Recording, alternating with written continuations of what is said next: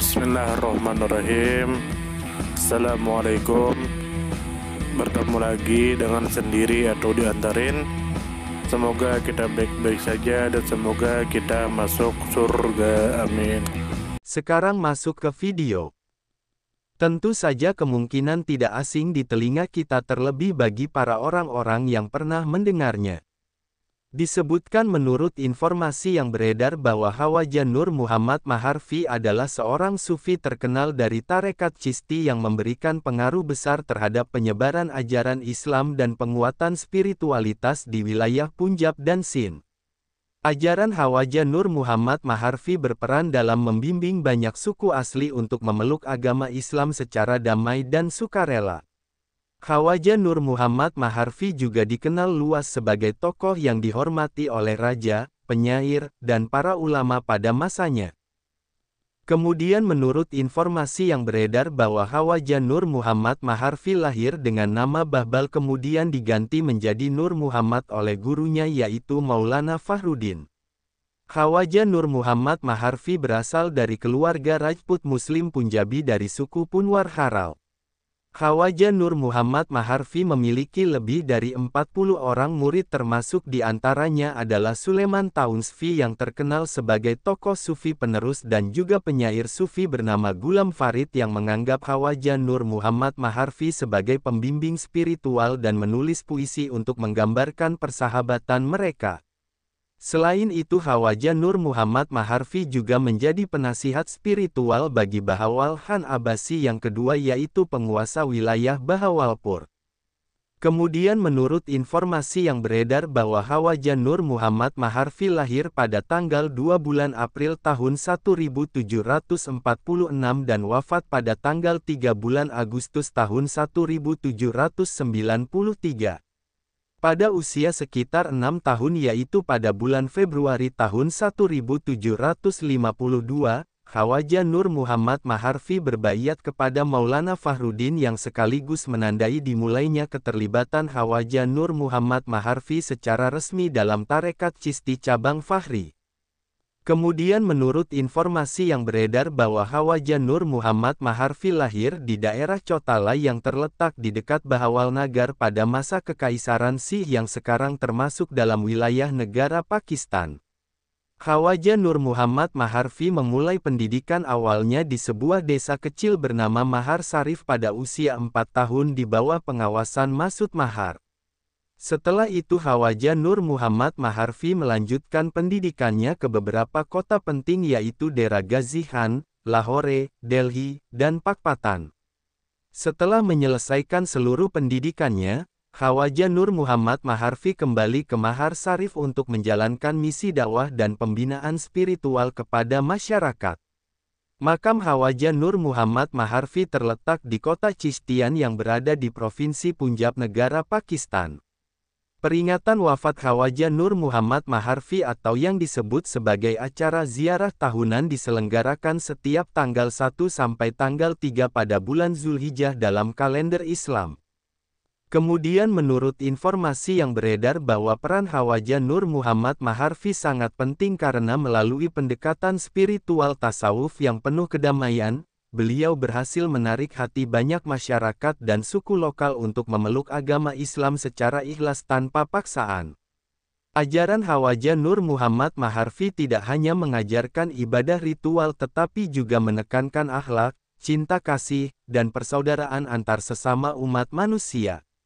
Hubungan erat Khawaja Nur Muhammad Maharfi dengan para pemimpin lokal dan tokoh sufi lainnya juga turut memperluas pengaruh dakwah dan menguatkan jejaring tarekat Chisti di wilayah tersebut. Kemudian menurut informasi yang beredar bahwa perjalanan spiritual Khawaja Nur Muhammad Maharfi dimulai sejak usia dini dengan pendidikan yang intensif di berbagai pusat keilmuan Islam. Setelah berbaiat kepada Maulana Fahruddin pada usia 6 tahun, Khawaja Nur Muhammad Maharfi memperoleh bimbingan langsung dan mendalam dari gurunya yang kemudian mengutusnya kembali ke kampung halaman untuk berdakwah. Nama Khawaja Nur Muhammad Maharfi mulai dikenal luas di wilayah Bahawalpur setelah menjalin hubungan dengan Bahawal Khan Abbasi yang kedua. Keberadaan penyair sufi seperti Gulam Farid yang menuliskan puisi tentang persahabatan mereka semakin memperkuat posisi Khawaja Nur Muhammad Maharfi sebagai tokoh spiritual utama. Setelah wafat, makam Khawaja Nur Muhammad Maharfi dibangun dengan kontribusi para murid dan keturunannya. Murid Khawaja Nur Muhammad Maharfi yang bernama Suleman Taunsfi membeli sebidang tanah seluas 1 hektar di sekitar makam dan memulai pembangunan area pemakaman. Murid lain yang bernama Muhammad Akil bertanggung jawab atas pembangunan kubah makam sedangkan Muhammad Jamal Multani memimpin pembangunan dinding luar makam. Sebuah tempat berteduh bagi para peziarah dibangun di sisi kanan halaman makam oleh para keturunan Khawaja Nur Muhammad Maharfi yang terus melestarikan warisan spiritual beliau. Khawaja Nur Muhammad Maharfi merupakan salah satu tokoh sufi paling berpengaruh di wilayah anak benua India pada abad ke-18 yang menggabungkan ketekunan ilmiah, pengaruh spiritual, dan pengabdian sosial dalam satu pribadi yang utuh. Kelahiran Khawaja Nur Muhammad Maharfi pada tanggal 2 bulan April tahun 1746 di Chotala dekat Bahawalnagar membawa warna baru dalam peta perkembangan tarekat Chisti, khususnya cabang Fahri. Latar belakang keluarga Rajput Muslim dari suku Punwar Haral memberinya kedudukan sosial yang cukup kuat dalam struktur masyarakat Punjab pada masa itu, sehingga proses dakwah Khawaja Nur Muhammad Maharfi mudah diterima oleh masyarakat luas. Sejak usia 4 tahun, Khawaja Nur Muhammad Maharfi telah menunjukkan minat yang besar terhadap ilmu agama dan spiritualitas. Pendidikan awal yang dimulai di Mahar Sarif di bawah pengawasan Masud Mahar kemudian berlanjut ke pusat-pusat pembelajaran Islam penting seperti Dera Ghazi Khan, Lahore, Delhi, dan Pakpatan, menandakan bahwa Khawaja Nur Muhammad Maharfi dibesarkan dalam lingkungan yang menghargai tradisi keilmuan klasik. Pertemuan penting dengan Maulana Fahruddin pada bulan Februari tahun 1752 menjadi titik balik dalam perjalanan spiritual Khawaja Nur Muhammad Maharfi. Baiat kepada Maulana Fahruddin menjadikan beliau sebagai murid dalam silsilah Chisti cabang Fahri.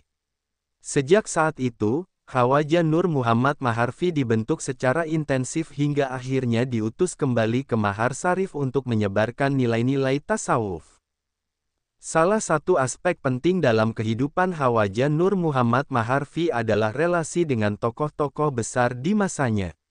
Bahawal Khan Abbasi yang kedua sebagai penguasa wilayah Bahawalpur menjalin hubungan erat dengan Khawaja Nur Muhammad Maharfi dan menjadi sekutu spiritual serta pendukung dakwahnya. Hubungan ini menunjukkan bagaimana peran para sufi tidak hanya terbatas di ranah spiritual pribadi, tetapi juga memiliki dimensi sosial politik dalam memperkuat legitimasi pemerintahan lokal yang berlandaskan pada nilai-nilai moral dan religius. Kepercayaan ini memberi Khawaja Nur Muhammad Maharfi ruang untuk membentuk komunitas-komunitas yang lebih luas dan terorganisir.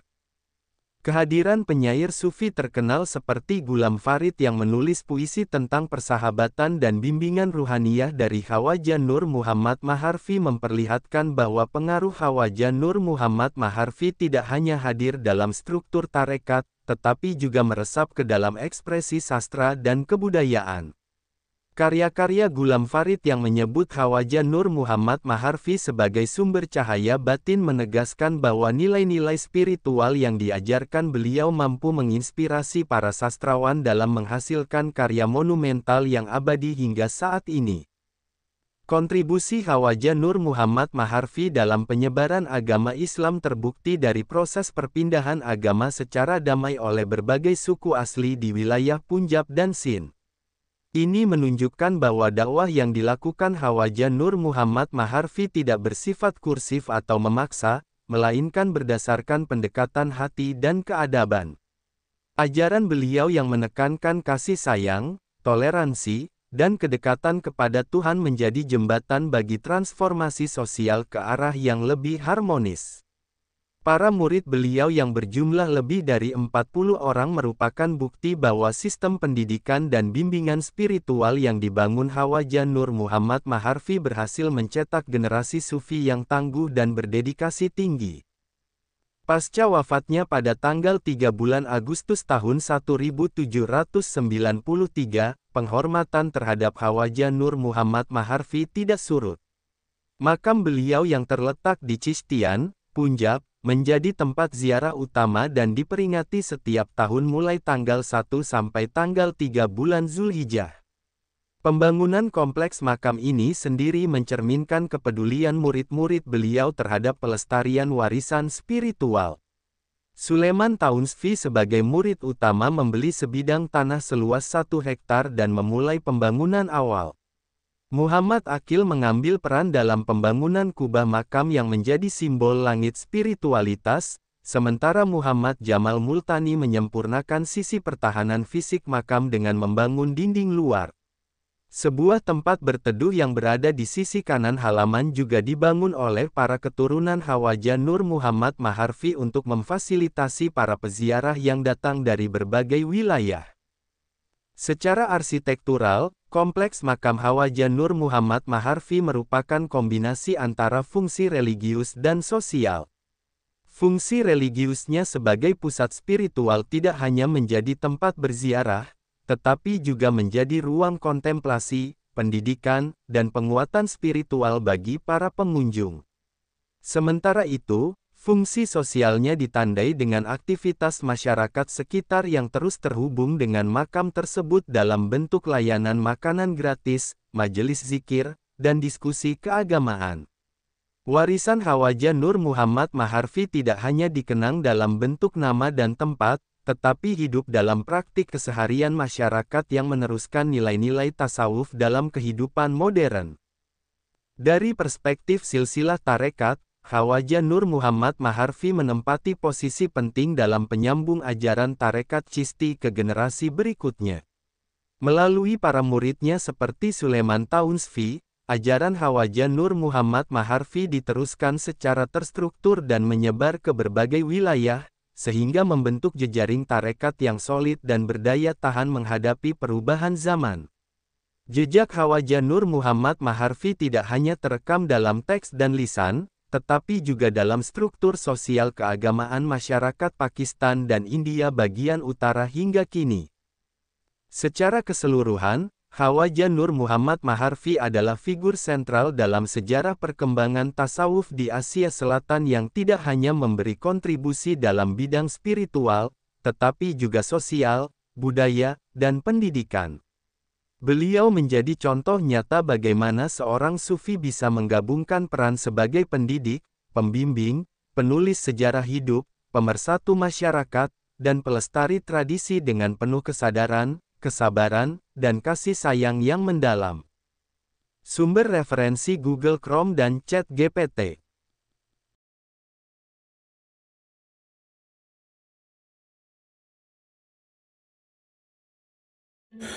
Tentu kita tahu bahwa dalam setiap perjalanan hidup, selalu ada saat ketika diri kita merasa lelah, goyah, bahkan ingin menyerah.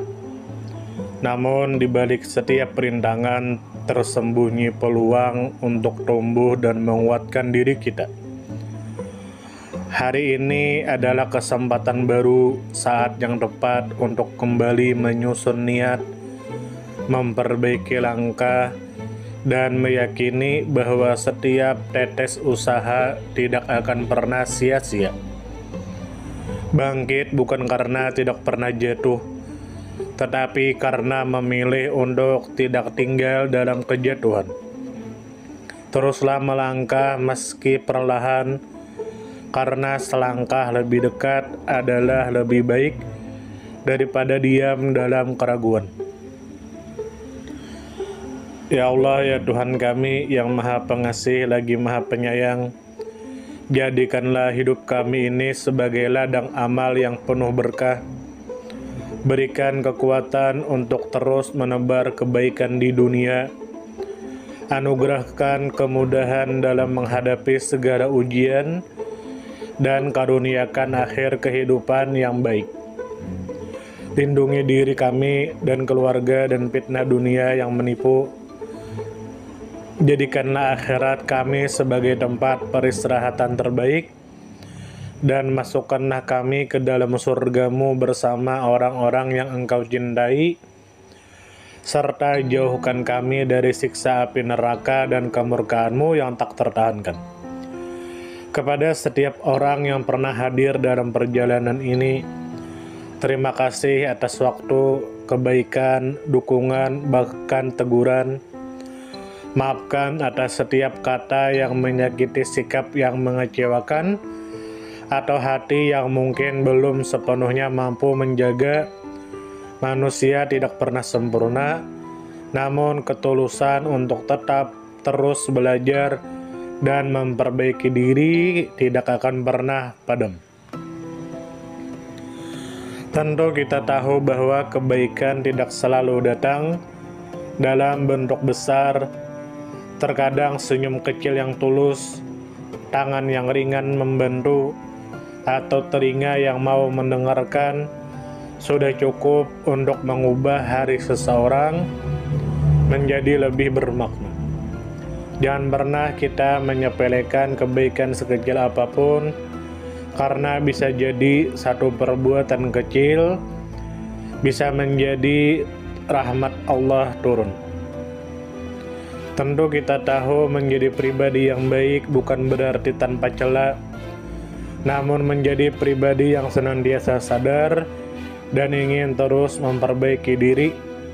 Kebaikan itu menular, dan siapapun yang menanamkan kebaikan akan menuai kebahagiaan meski tak selalu terlihat oleh mata. Dunia membutuhkan lebih banyak hati yang lembut, tangan yang menguatkan, dan jiwa yang peduli. Semoga usaha yang dilakukan bernilai ibadah. Semoga hidup kita menjadi pemberat amal baik, dan semoga kelak ketika dunia telah kita tinggalkan, nama yang tertinggal bukan hanya sekedar dikenang, tetapi menjadi doa yang terus mengalir karena kebaikan yang tidak pernah berhenti untuk ditanam. Terima kasih banyak. Mohon maaf jika ada salah. Silahkan jika suka ditekan tombol like, silahkan share, dan jika ingin memberikan saran dan komentar, silahkan komen. Semoga kita baik-baik saja, semoga kita masuk surga. Wassalamualaikum warahmatullahi wabarakatuh.